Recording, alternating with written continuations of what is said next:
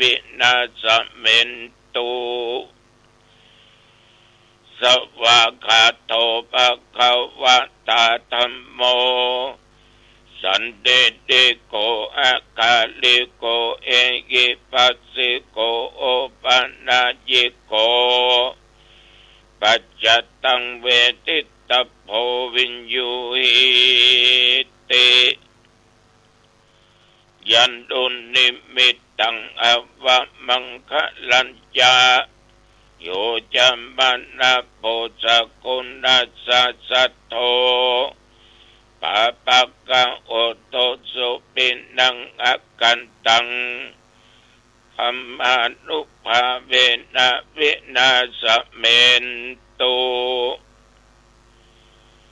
สุปฏิปันโนภะคะวะโตสาวกสังโฆ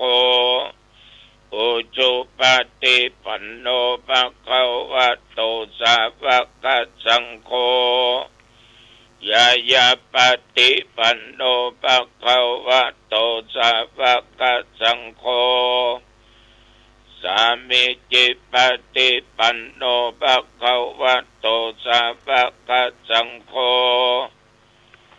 ยะติตังจัตตาเลปุริสยุคเนอัตถปุริสปุคลาเอสะภะคะวะโตสาวกสังโฆอาหุนายโยปะหุนายโยทักขินายโยอัญชลิกรณิโยอนุตตรังปุญญเขตังโลกัสสติยันตุนิมิตตังอวะมังคะลัญญาโยจัมปนาโพสกุณัสสะสัทโธปะปะกะโอโตสุปินังอากันตังสังฆานุภาเวนะวินาศเมนตุโพชังโกสัตติสังฆาโตธัมมานังวิจโยตัทธาวิริยัมปิติปัสสติโพชังคาจัตตถาปะเรสัมมาตุเปกะโพชังคาสัตติเตสัพพทักษินามุนินาสัมมาตัคาตาภวิตาภอุลิกตาสังวัตตันติอภิญญาญาณิปปานายาจะโพธิญาเอเตนะสัจจวัชเชนะโสติเตโอตุสัพพทาเอกัสสมิงสมาเยนะโทโมคันลานันจักกัสสปังกิลาเนตุกิเตติสวาโพชังเกสัตตะเทสัญเยเตจัตตังอภินันติตวาโรกามุจเจงสุตังคะเนเอเตนะสัจจวัชเชนะโสติเตโอตุสัพพทาเอกตาตัมมราชาปิเกลัญเยนะปิปิริโตจุนตเตเรนะตัญเยวะภนาเปตวานาสัทธรังสัมโมติตวะจะอาภัตตาตัมมาพุทธสิทานะโสเอเตนะสัจจวัชเชนะโสติเตโอตุสัพพทาปะหินาเตจะอาภัตตาตินันนัมปิมะเยสินังมัคคะอัตตกิเลสวะปัตตานุปติธัมมตังเอเตนะสัจจวัชเชนะ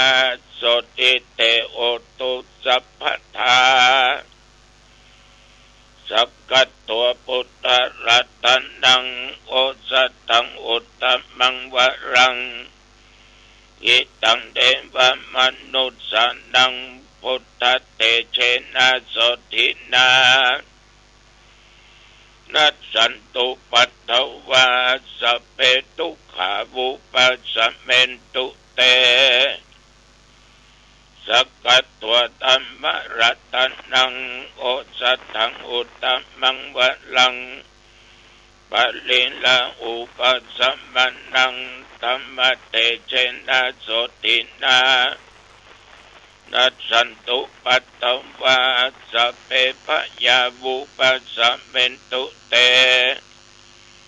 สักกัตตัวสังฆรัตนังโอสัตถังอุตตมังวะรังอาอุนายังปะอุนายังสังฆเตเจนะโสตินานัสสันตุปัตตวา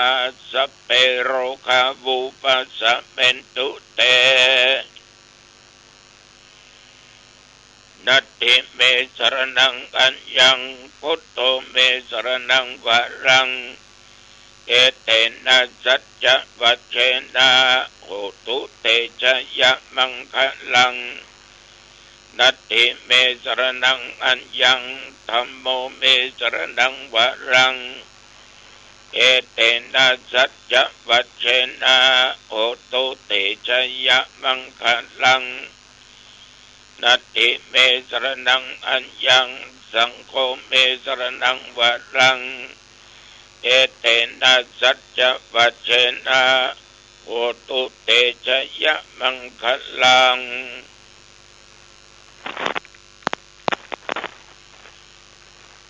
อัตติโลเกอัตติอุณอัสสะวิจโยธัมโมโลเกอนุตตโรสัพพสัตตาอิทัตถยาตังตวังกันงาอิเตวะเตปริวัชเชลาชตันเตอะมนุเสอิภาวะเกพยัคเขนะเกวิเสปุเตอากัลละมะระเนนะวาสัพพพัสสะมามะระนามุตโตทัพเพตัวกาละมาริตังตัสเสวะอนุภาเวนะโอตุเทโวสุขีสัทธาสุตตะสิลังสัมมาทัญญะธัมมังสุจริตังจเรตัสเสวะอนุภาเวนะโอตุเทโวสุขีสัทธาลิขิตังจินติตังปุชังธารนังวัจนังครุงปะเลสังเดสนังสุโตตัสสะอายุปวัตติภวตุสัพพมังคลังรักขันตุสัพพเทวตาสัพพพุทธานุภาเวนะสัทธาโสติภวันตุเตภวตุสัพพมังคลังรักขันตุสัพพเทวตาสัพพธัมมานุภาเวนะสัทธาโสติภวันตุเตภวตุสัพพมังคลังรักขันตุสัพพเทวตาสัพพสังฆานุภาเวนะสัทธาโสติภวันตุเต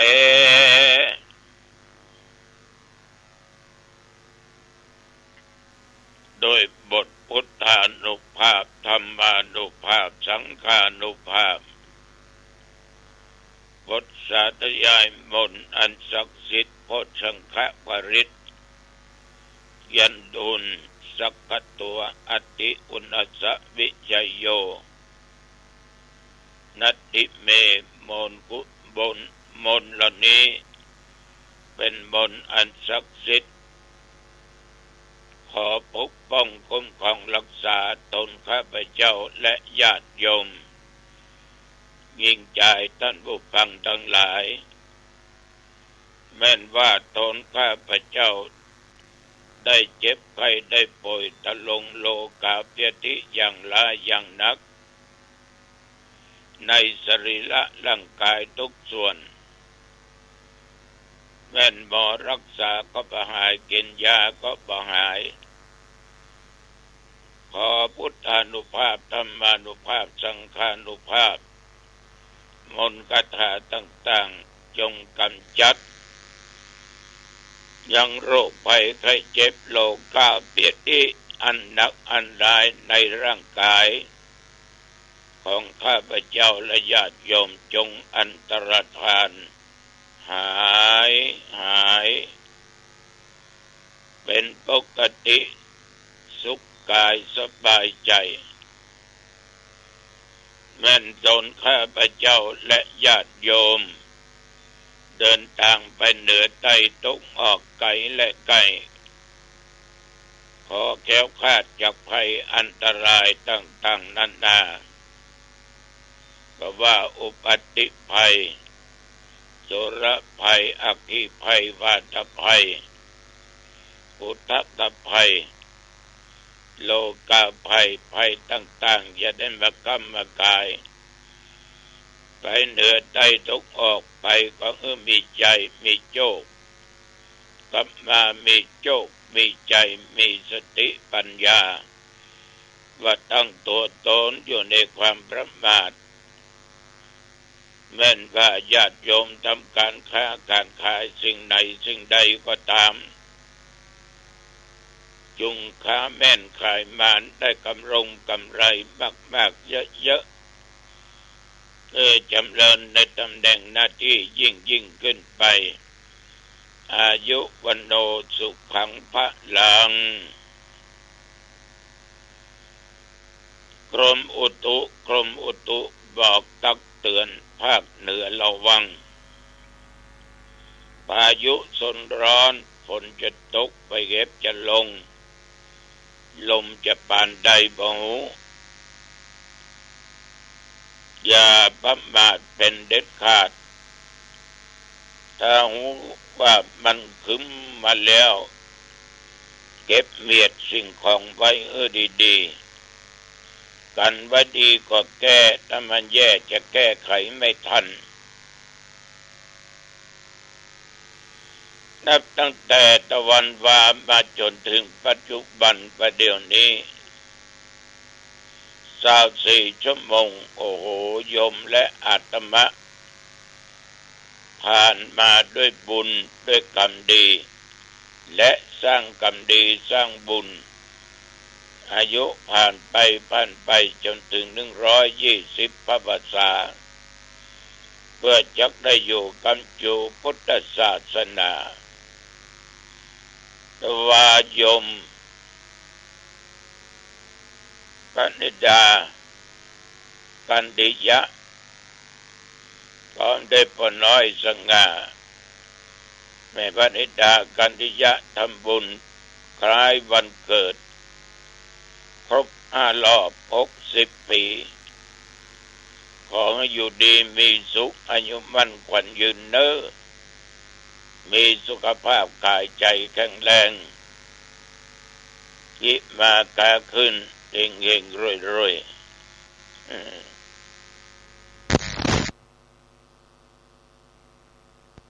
ฉันเพ็ญแล้วก็ไปไหนจนถึงค่ำคืนก็อยู่วัด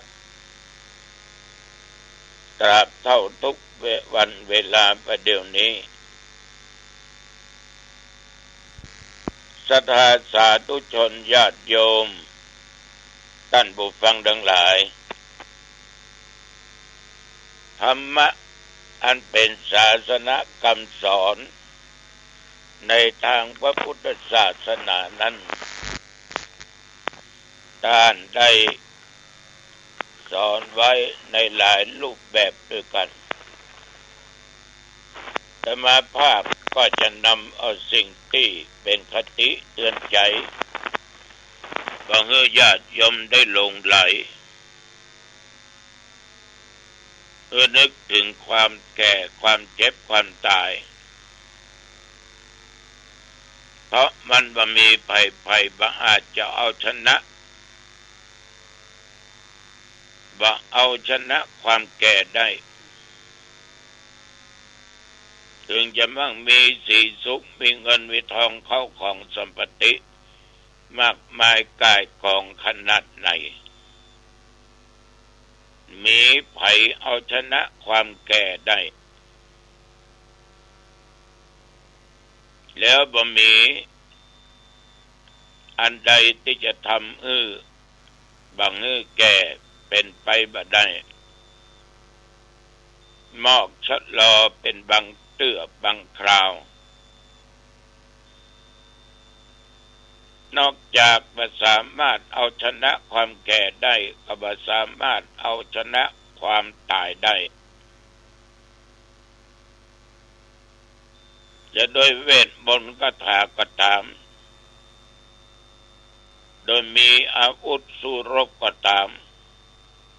โดยทรัพย์ก็ตามเพราะเหตุนั้นญาติโยมเอาหูเอามีสติว่าเอาถึงสู้บ่ได้คนที่เป็นบัณฑิตเป็นปราชญ์เป็นผู้มีศีลมีธรรมจะหันประโยชน์เพราะท่านเหล่านั้นเป็นผู้มีปัญญาจะมาตั้งตัวตั้งตนอยู่ในความประมาทจะปลูกศรัทธามั่นคงดำรงตัวตนอยู่ในพระพุทธพระธรรมพระสงฆ์สร้างแต่คุณงามความดีพี่น้องญาติโยมหญิงใจทั้งหลายผู้ใดประพฤติธรรมอยู่ตามศีลตามธรรมด้วยกายวาจาหรือด้วยใจแปลว่าบัณฑิตแปลว่าคนอย่างใดก็ตามเพิ่นได้หูได้หันเพิ่นก็สรรเสริญผู้นั้นว่าคนนั้นเป็นคนบ่ประมาทเป็นคนดีแม้แต่ชีวิตจากโลกนี้ไปสู่โลกหน้าคนทั้งหลายย่อมจักสรรเสริญคนที่ทำความดีด้วยทางกายทางวาจาทางด้านจิตใจโดยมีศีลมีธรรมอยู่นั้นก็ปราโมทย์บันเทิงอยู่ในบนสวงสวรรค์นั้นได้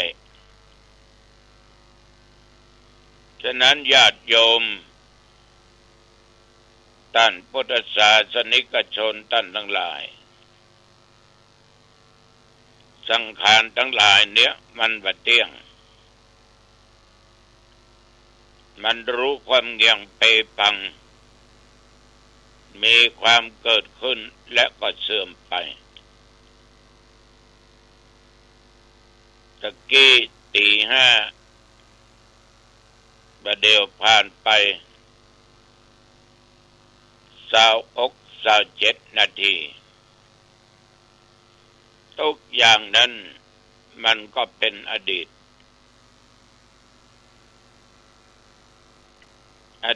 เอาเป็นละเอียดละอ่อนปัจจุบันเอาเป็นคนใหญ่ในสังขารธรรมนั้นก็เสื่อมไปเหมือนโยมบางด้านบางคนลุกก็โอยนั่งก็โอยจะเดินไปไหนก็ลำบากต้องมีเม็ดเท้าเป็นเปื้อนเหมือนกับตัวเจ้าหนองตอง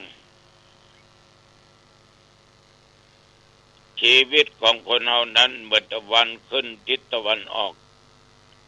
วนไปตกทิศตะวันตกฉันใดก็ฉันนั้นญาติโยมเกิดขึ้นแล้วมันก็ย่อมดับเขาควรที่จะระงับสังขารเหล่านั้น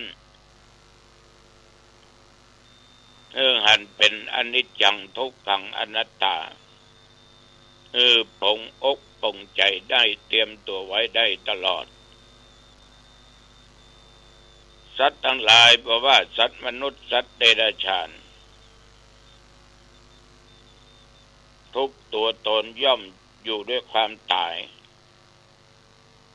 ไปแล้วมันก็ตายต่อไปต้องมีการเกิดเขาจะตายอย่างนั้นจะตายอย่างนี้ อันนี้สุดแต่บุญและกรรมเพราะธรรมและอธรรมทั้งสองนี้มีผลว่าเหมือนกันอธรรมย่อมนำสัตว์ไปสู่ทางที่บดีไปสู่นรกพบแต่ความทุกข์ความยากความลำบากกุศลธรรมทำฝ่ายดีจะนำตัวเราไปสู่สุคติไปสู่ในทางที่ดีฉะนั้นญาติโยมท่านผู้ฟังทั้งหลายเมื่อหูอย่างอี้ว่าควรตั้งอยู่ในความประมาทสร้างความดีไว้ตั้งแต่บัดนี้เป็นต้นไปเอาละอันว่าสมควรแก่เวลาอายุวันนะสุขะพละเหมือนกันทุกท่านทุกคนพบกันในโอกาสหน้า